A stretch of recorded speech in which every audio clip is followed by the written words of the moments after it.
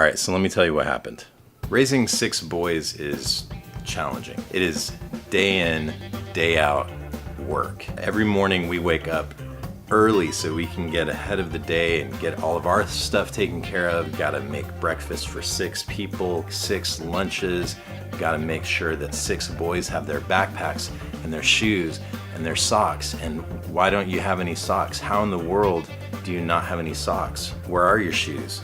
Why do you have one shoe there and one shoe over there? Your shoes are supposed to go by the door. Don't you remember we're supposed to put your shoes by the door? Are you gonna finish your breakfast? No, we don't have any more breakfast. You can't. You can have a banana. Get your backpacks together. Get your folder put in your backpack. Let's get out the door. Come on, we can't be late. We gotta go. It's time to go. No, you don't need to bring an extra book. No, you can't. It's not show and tell today. You don't need to bring 5 stuffed animals. And then 5 boys are left at school.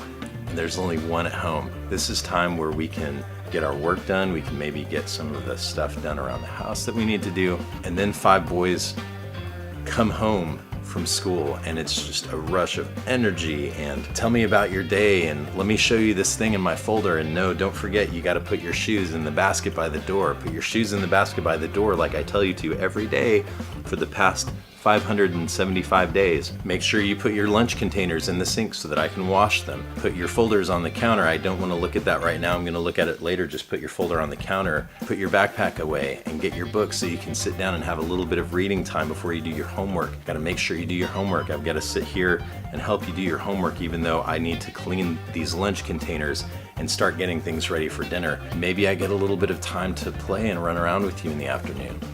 But now I've got to cook dinner for 8 people and we're going to sit down and we're going to have a family dinner and everybody's going to be quiet and calm at the dinner table and we're going to just enjoy a nice peaceful. I'm just kidding. That's not how dinner goes at our house. Dinner is chaotic and crazy and fun and loud. We maybe sometimes tell stories and maybe sometimes just yell at each other. We finish that and then it's time to put your plate away and do your chore. When dinner's over, you put your plate away and you do your chore. Every day for the past 720 days, put your plate away and do your chore. We still have to manage that. It's just chaos. We just manage the chaos. Maybe they have a little bit more time to play outside and we can do something as a family, but then soon it's bath time. Some of the kids go in this bath, some of the kids go in this bath. The older ones want to start taking showers on their own, but they're not really good at self-hygiene and all of those things yet, and so we have to manage that chaos. Why is there so much water on the floor? Why do you need 25 cars? Okay, finally we're done. Drain the bath water. Don't drink the bath water. You've been sitting in it. That's disgusting. Don't even let it go in your mouth at all. Where are the towels? Why don't we have any towels? And everybody's dried off now. Let's, everybody get your pajamas and pick a book and we're gonna sit down. We're gonna try to wind down. We're gonna try to take the energy level from here to down here. And I'm falling asleep reading a book and you're bouncing off the couches and throwing pillows at each other and yelling about this was my book and he took it and I want that book, and you just go over and you take it even though we've told you, use your words. Use your words. Don't just take, use your words. And still you just take because it's faster and easier to do it that way. Finally, you guys calm down and you're sitting and you're reading and it's quiet and mama and daddy retire to our rooms to fold clothes, maybe get some reading time in. Maybe I get to watch a little bit of my Netflix show every 5 minutes or so, being interrupted by somebody fighting with somebody else or somebody wanting just to say hi, which is wonderful and adorable, but I really just want to be able to sit down and read, and it's tough. And if you're a parent, you probably know exactly what I'm talking about.